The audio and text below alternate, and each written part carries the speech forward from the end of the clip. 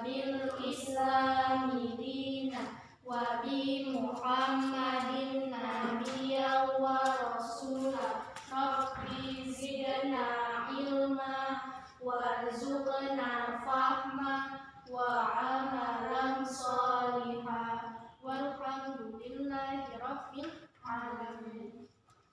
Sekarang ibu absen ya anak. Ada nggak yang tidak hadir pada hari ini? Tidak ada. Oke, sebentar ya.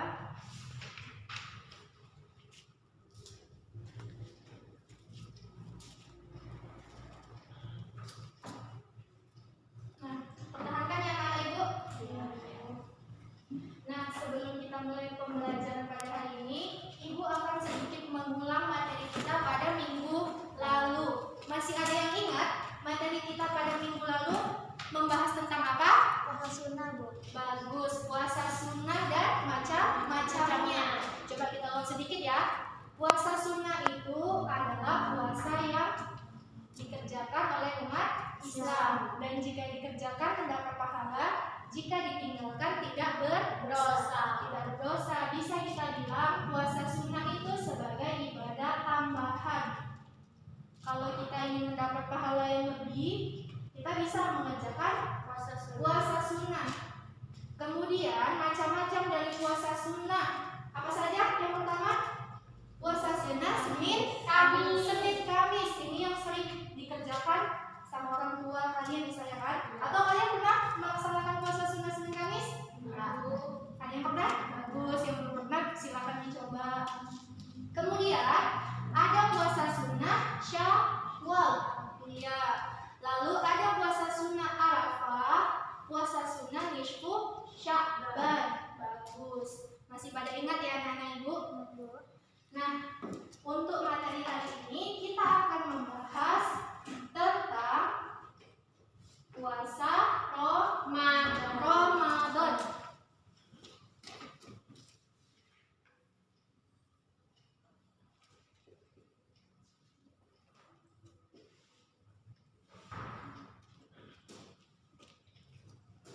Nah, sebentar lagi kita akan menyambut bulan suci Ramadan. Jadi, kita sebagai umat Islam atau sebagai umat Muslim wajib melaksanakan puasa Ramadan. Sebelum kita masuk ke pengertian puasa Ramadan, Ibu sedikit ingin menjelaskan kenapa sih kita harus belajar tentang puasa? Kenapa kita harus melaksanakan puasa? Kenapa? Kalau kita belajar tentang puasa, supaya kita mengetahui bagaimana cara-cara untuk melaksanakan puasa. Kita bisa mengetahui hal-hal apa saja yang bisa membatalkan puasa. Kemudian syarat-syarat untuk orang yang berpuasa. Kemudian dengan kita melaksanakan ibadah puasa, kita juga akan mendapatkan pahala pastinya. Yang pertama, mendapatkan pahala. Selain mendapatkan pahala, puasa juga bisa melatih kesabaran diri sendiri. Iya, bagus. Sekarang kita masuk ke pengertian puasa Ramadan. Nah, puasa Ramadan itu puasa yang wajib dilakukan oleh seluruh umat Muslim. Bagus. Kapan kita melaksanakan puasa Ramadan? Memasuki bulan Ramadan. Iya, jadi kalau tidak dalam bulan Ramadan, maka kita dilarang untuk mengerjakan puasa Ramadan. Puasa Ramadan hanya dikerjakan saat bulan Ramadan saja. Berapa hari puasa Ramadan dikerjakan? 30 hari atau sebulan. Iya. Puasa Ramadan. Kemudian selain puasa Ramadan, kita juga bisa mengerjakan puasa sunnah tadi kan anak-anak? Iya. Nah, puasa Ramadan ini kan wajib bagi seluruh umat Islam. Ini sudah dijelaskan dalam firman Allah dalam surat Al-Baqarah ayat 183 yang berbunyi A'udzu billahi minasyaitonir rajim. Bismillahirrahmanirrahim. Ya ayyuhalladzina amanu kutiba alaikumus siyam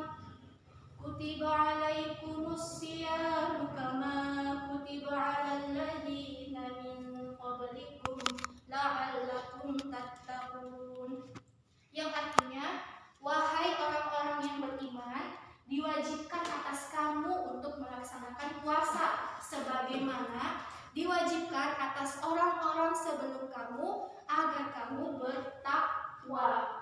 Dari ayat tersebut sudah jelas bahwa puasa Ramadan ini wajib. Dalil puasa Ramadan.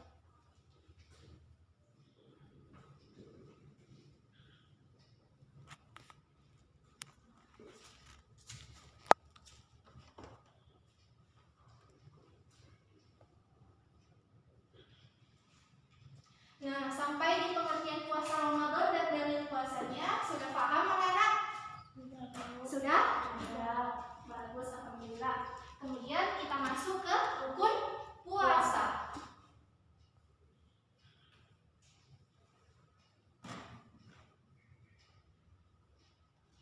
Nah, jika kita ingin mengerjakan puasa, kita juga harus mengetahui rukun puasanya agar puasa kita sah dikerjakan.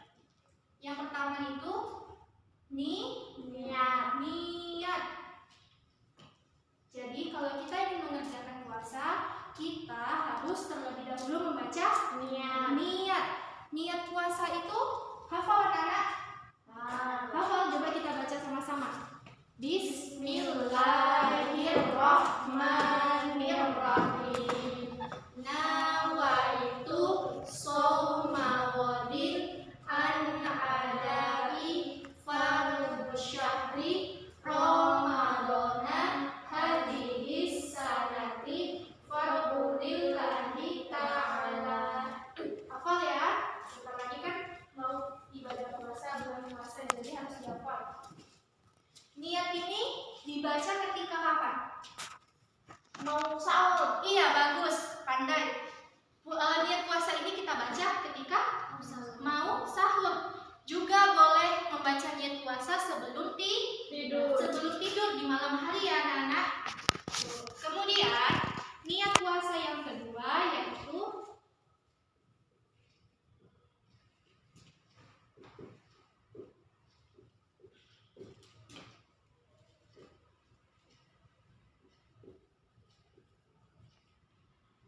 menahan diri dari lapar dan haus. Setelah kita membaca niat yang pertama, kemudian yang kedua menahan diri dari lapar dan haus. Ini menahan diri dari lapar dan haus dimulai sejak terbitnya matahari sampai terbenamnya matahari atau waktu berbuka puasa. Jadi selama kita melaksanakan puasa, kita harus menahan diri kita dari sesuatu yang bisa membatalkan puasa. Begitu anak-anak. Kemudian kita masuk ke syarat-syarat puasa.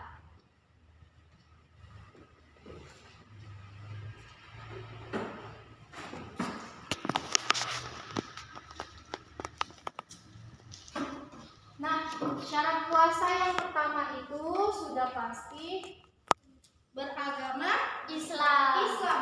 Jadi kita sebagai umat Islam wajib untuk melaksanakan puasa. Ini merupakan syarat utama puasa. Harus beragama Islam. Kalau orang yang agamanya non-muslim dilarang untuk melakukan puasa, apalagi puasa Ramadan. Kemudian syarat puasa yang kedua yaitu baligh atau dewasa. Iya. Syarat puasa yang kedua baligh atau dewasa. Bisa nampak semua? Nampak kan? Baligh atau dewasa. Nah, bagaimana kita bisa mengetahui kedewasaan seseorang? Tanda-tanda kedewasaan seorang anak laki-laki dan perempuan berbeda ya. Kalau bagi laki-laki, kedewasaan itu ditandai dengan mereka sudah dihitam atau disunat dan mengalami mimpi basah. Kemudian tanda kedewasaan bagi perempuan, bagi seorang anak perempuan itu mereka sudah mengalami haid atau menstruasi. Jadi selama seseorang sudah mengalami masa dewasa atau balik atau masa pubertas,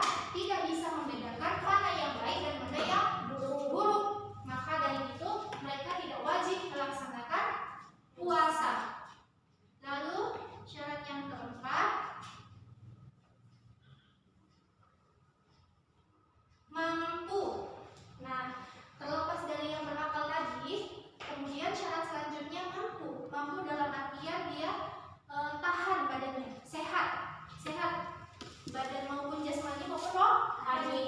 Jadi kalau orang yang mampu itu wajib melakukan puasa. Syarat-syarat orang berpuasa mampu kemudian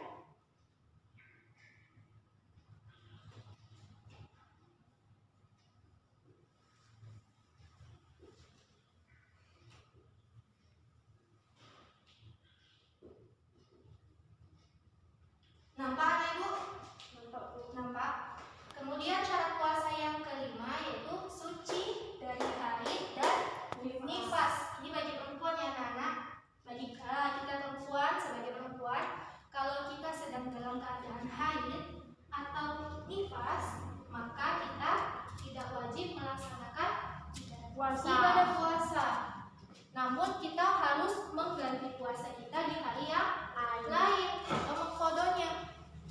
Kemudian syarat puasa yang keenam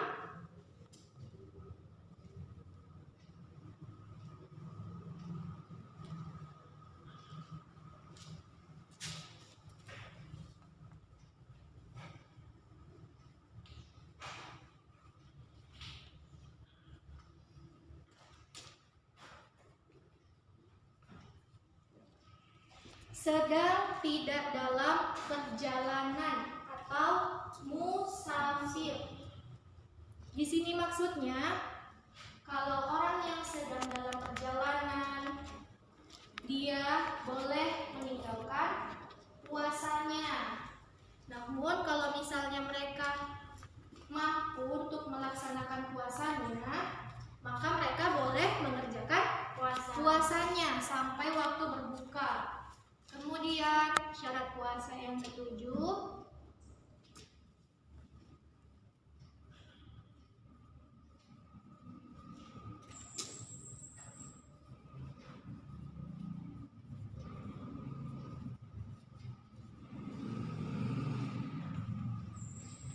mengetahui awal bulan Ramadan. Nah, di sini nih kalau kita ingin melaksanakan puasa Ramadan tadi, kita juga harus mengetahui awal bulan Ramadan. Kita nggak sesuka hati kita untuk melaksanakan puasa Ramadan. Kita harus tahu awal bulan Ramadan itu kapan, dan kita boleh melaksanakan puasa Ramadan. Bagus. Dari yang sudah Ibu jelaskan tadi, apakah ada yang ingin bertanya? Ada Bu. Ya, silakan Maulida. Bagaimana puasa bagi orang sakit? Bagus pertanyaannya. Nah, puasa bagi orang yang sakit ya? Kalau orang yang sakit itu ada dua. Yang pertama itu sakitnya yang ringan, seperti demam biasa, batuk, pilek kan. Kemudian ada yang sakitnya berat atau sakit kronis, tuh kan? Kalau orang yang sakitnya ringan seperti demam, dia boleh meninggalkan puasanya. Kemudian harus menggantinya di lain hari. Kemudian kalau sakitnya berat atau sakit keras, memang sudah tidak mampu untuk melaksanakan puasa, maka mereka boleh meninggalkan puasanya dan cara menggantinya cukup dengan membayar fidyah saja. Kapan itu membayar fidyah? Pada saat membayar zakat. Begitu. Kemudian sudah paham, Maulida? Sudah, Bu. Ada lagi yang ingin bertanya?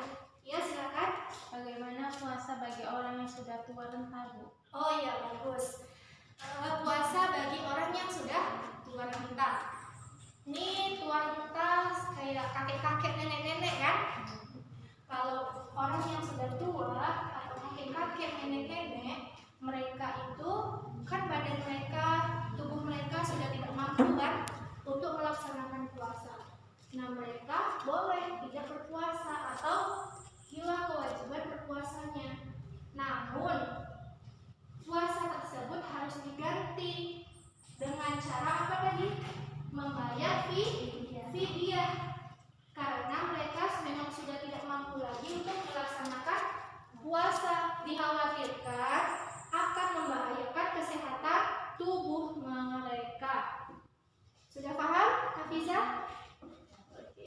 Sekarang ada lagi yang bertanya? Saya, Bu. Silakan. Bagaimana dengan seseorang yang kerjanya berat? Apakah apakah dia tetap wajib melakukan puasa? Oke, bagus.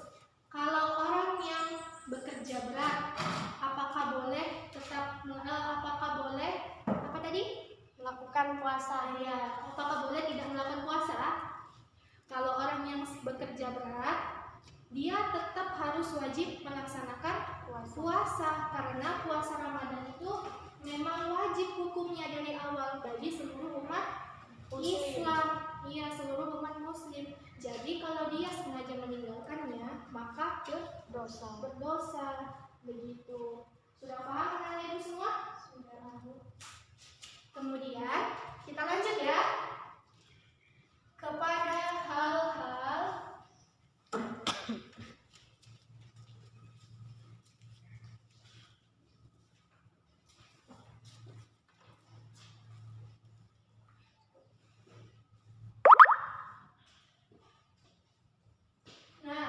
hal-hal yang bisa membatalkan puasa. Pasti udah pada tahu kan?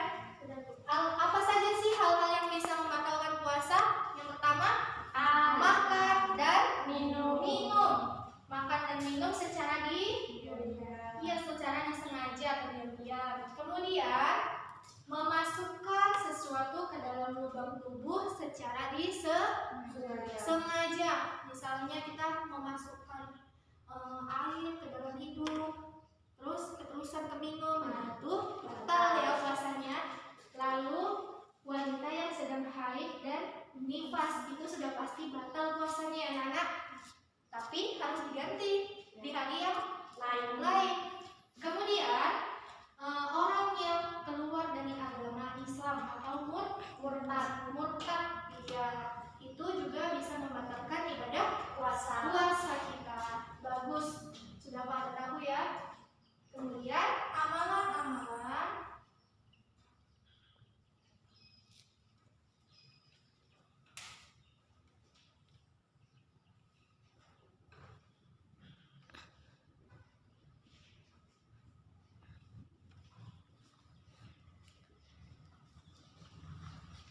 amalan-amalan yang kita kerjakan saat bulan puasa. Apa saja sih amalan-amalan atau ibadah-ibadah yang bisa kita kerjakan saat bulan puasa?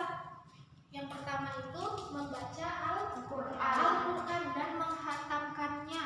Apabila kita rajin membaca Al-Quran sampai menghatamkannya berkali-kali dalam bulan puasa, maka kita akan mendapatkan pahala yang berlipat ganda. Ya. Kemudian sering sholat sunnah apa? Sholat sunnah tarawih dan witir. Ini memang sudah biasa kita kerjakan ya selama bulan puasa. Kemudian perbanyaklah bersedekah dalam bulan puasa itu menjadi berkah untuk kita ya. Apalagi kita bisa memberi makan orang-orang yang ingin berbuka puasa, maka pahala kita akan menjadi berkah dan bertambah. Kemudian apalagi amalan-amalannya? Berzikir, perbanyaklah berzikir, beristighfar, kemudian berdiam diri di masjid atau beriktikaf. Sudah paham semua anak? Yang ibu jelaskan dari awal sampai akhir tadi? Sudah. Oke, baik. Sekarang karena waktu kita sebentar lagi akan habis, kita sudahi ya. Yang akan ibu baca kesimpulan, akan ibu beri kesimpulan dari awal tadi. Puasa Ramadan itu puasa yang wajib dilakukan oleh umat Islam. Dilakukan pada saat kapan? Bulan suci Ramadan selama 30 hari. Kemudian kalau orang yang berpuasa itu harus memenuhi syarat-syarat. Yang pertama tadi apa? Islam. Yang kedua, balik. Kemudian yang ketiga, berakal. Yang keempat, mampu. Yang kelima, suci dari haid dan nifas. Bagus. Yang keenam,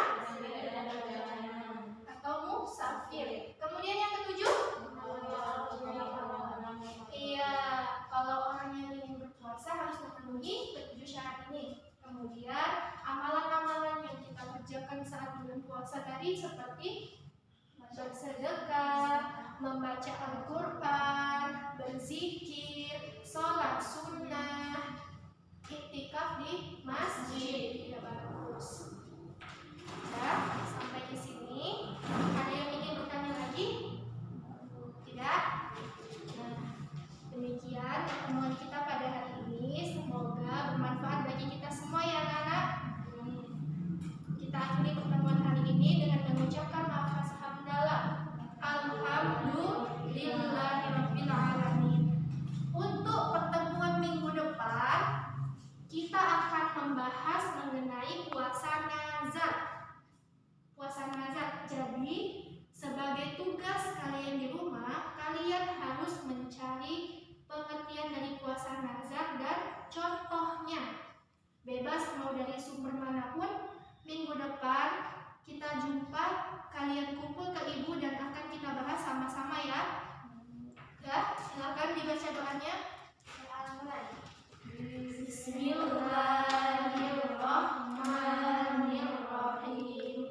Wal 'ashr innal insana lafi khusr illal ladzina amanu wa 'amilus sholihati wa tawassaw bil haqq wa tawassaw bis sabr. Shadaqallahul azim. Wassalamualaikum warahmatullahi wabarakatuh.